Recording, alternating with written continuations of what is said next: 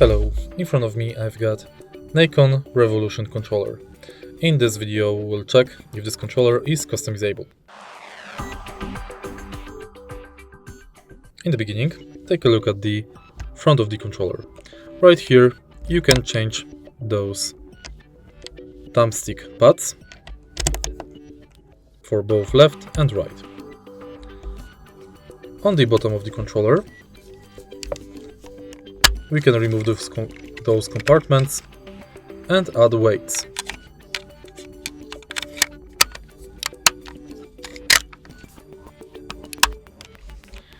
Also, we can change profiles, map additional buttons, and connect headset. More settings are to be customizable in the Nacon Revolution software. If you find this video helpful, please leave like, comment and subscribe.